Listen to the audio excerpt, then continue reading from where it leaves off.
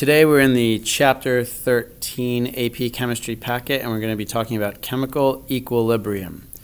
Chemical equilibrium is the state where the concentrations of all reactants and products remain constant with time. In order to better understand equilibrium, we're going to tell a little story. So let's suppose that we're at your house for a barbecue, and you have one of these really cool doors like they have in the mall, one of those revolving doors. And this is the inside of your house, and this is the outside of your house. And the rules at your house are that there has to be a certain ratio of people inside the house and outside the house. There has to be a certain ratio of out to in. So let's suppose on this day that you plan this big barbecue, unfortunately, it's a really cloudy, rainy day. So people show up and they have umbrellas. So the people who show up, 3 people show up at your house carrying their umbrellas.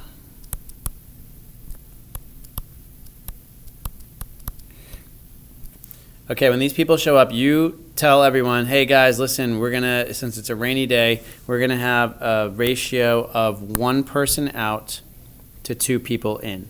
So 1 out to 2 in. So what has to happen is that 2 of these people have to go inside.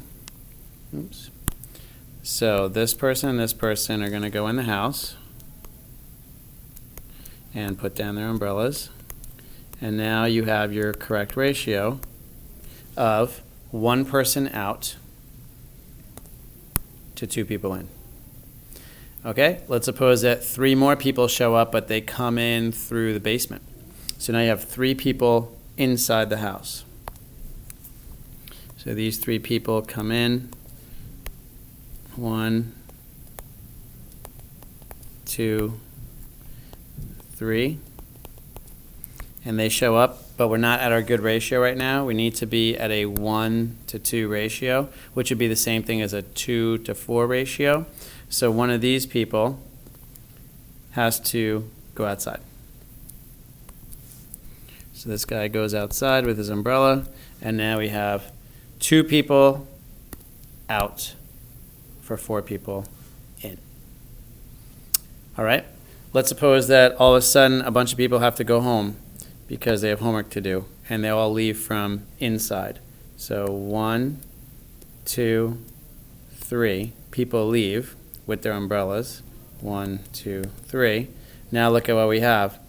We have 1 person in and 2 people out, which is not the right ratio. So what has to happen is that one of these people has to come in the house. So this person comes in the house, puts down their umbrella, and now again we're at our 1 to 2 ratio. So this is what equilibrium is. Equilibrium is when you're at your right ratio. When you're at your right ratio, what's going to happen is this person is going to pick up an umbrella and walk out as this person walks in and puts down the umbrella. So these people are not going to stay inside your house for the whole barbecue, and this person's not going to stay outside for the whole barbecue. There's going to be a constant back and forth, but at an even rate. When we were not at the right ratio, when we were not at 1 to 2, then that's when we were not at equilibrium, and some people either had to go out or in, and at that moment we were not at equilibrium until we were at our right ratio. And once we're at our right ratio, the people going in will be the same rate as the people going out. That's what equilibrium is. It does not mean the same number of people outside as inside. It means the rate back and forth is the same. So if we're going to apply this now to chemistry, these would represent the reactants and these would represent the products. In this situation, the products are also turning into reactants as reactants are turning into products. In the past, we just really had a one direction. We had the reactants turning into products and that was it. But in equilibrium, we have a back and forth. It's going both directions. Now let's alter the story one more time. Let's suppose that all of a sudden it became a nice, sunny, beautiful day. So now at your house, the rule on a sunny day is that we're going to have twice as many people outside as inside because it's a beautiful day. So now we're not at the right ratio because we have a sunny day. So we're going to have 2 out for 1 in. So what's going to happen is one person is going to pick up the umbrella and walk outside, and it's actually a very hot sunny day, so we have to keep the umbrella in that situation. So now we have 2 people outside for 1 person inside, and that is now the right ratio for the sunny day. So now what we're going to do is we're going to apply this to chemical equilibrium. If we look at these graphs, you can notice that if you start off with a bunch of reactants and no products at all, so in other words, lots of people in the house and nobody outside, so the number of people in the house is going to decrease until it's at the right ratio, and the number of people outside is going to increase until it's at the right ratio. And so once you're at the right ratio, the amount of people is going to be constant, whether you're outside or inside. Okay, so this graph is dealing with amount, but this graph is dealing with rate, the forward versus the reverse. So again, let's suppose that you had only people inside the house, only people in, nobody out. So what's going to happen is lots of people are going to start walking outside. But as soon as you're getting close to your right ratio, then the rate walking out is going to level off. Meanwhile, at the beginning, nobody is outside. So there's not going to be any reverse rate because there is nothing of the products anyway. But eventually, once there are some people outside, some of them are going to start walking in. So the reverse rate is going to start off pretty much at 0 and then slowly increase until it gets to be equal. And notice that at equilibrium, the forward and reverse rates are equal. So please understand these graphs are totally different. This graph is for rate, this graph is for amount, but they are related to one another. Okay, so let's try to get some quantitative ways to describe equilibrium. Just like we had a ratio of out to in, and there was a number 2 to 1 for a sunny day. Now we're going to look at the ratio of products to reactants. So it's always going to be products to reactants. So these are the products. You're going to put those on the top. So you put concentration of C raised to the 3rd times concentration of D raised to the 1st over the reactants, which are concentration of A raised to the 2nd times concentration of B raised to the 1st. And we learned this last chapter a little bit when we were doing rate laws. Now, the interesting thing is that you're going to omit solids and liquids. You never put those into an equilibrium expression because they are constant in their concentration. So since the D is a solid, we're going to just get rid of it. We're not going to put it in. So the actual equilibrium expression would just be C cubed over A squared B concentrations. Okay, so let's suppose we wrote this reaction backwards. Let's write it backwards. So now we're going to have 3 C gases on the left and a D solid on the left, and that's going to make 2 A gas on the right and a B gas on the right. So look what's going to happen here. I'm going to take the equilibrium expression and write the products. Always the right side is the products. So A concentration raised to the 2nd times B concentration raised to the 1st over C raised to the 3rd times D raised to the 1st. But remember, we're not going to count the D because that's a solid, so we don't put it in the expression. And notice the relationship of how that relates to the original equilibrium constant. This is 1 over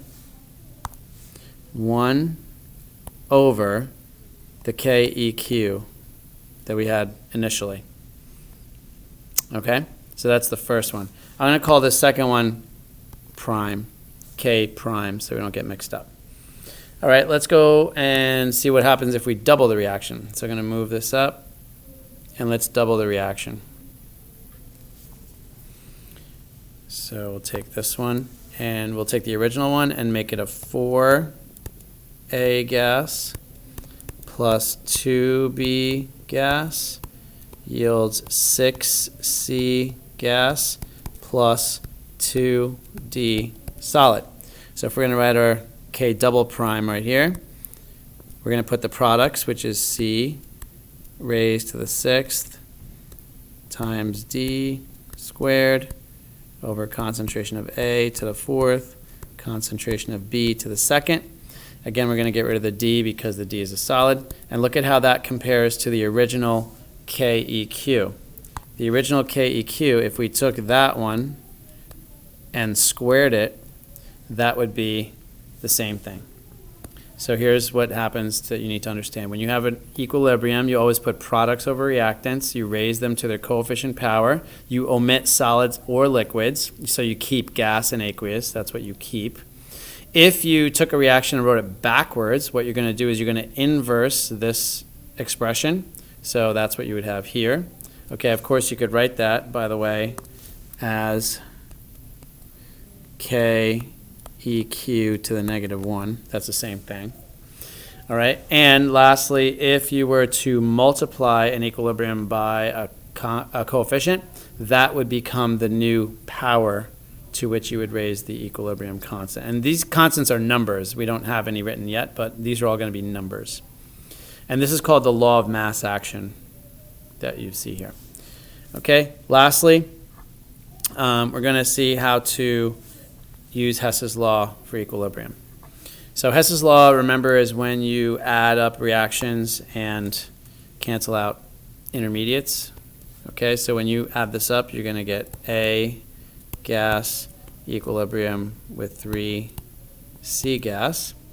And let's write down what we do for our equilibrium constants. The first reaction is going to be the concentration of B squared over the concentration of A. The next one is going to be the concentration of C cubed times the divided by the concentration of B squared. All right, so let's look at the KEQ for this. The KEQ for this is going to be, if we did it by ourselves, it would be C raised to the third divided by A. And let's see how that relates to KEQ. I'm going to call that KEQ1 and KEQ2.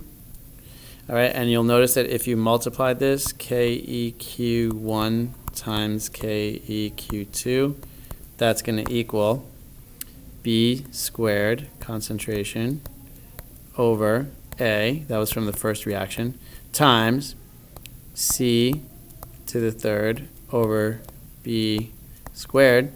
And look at what happens when you divide out these two. You're going to get the same answer as you had before. So C cubed over A equals C cubed over A, which is the correct expression for this, which came from multiplying these two. So when you add reactions, R, X, and S stands for reactions, you multiply K's. Okay? So you have to remember that. That'll help you for tonight's homework.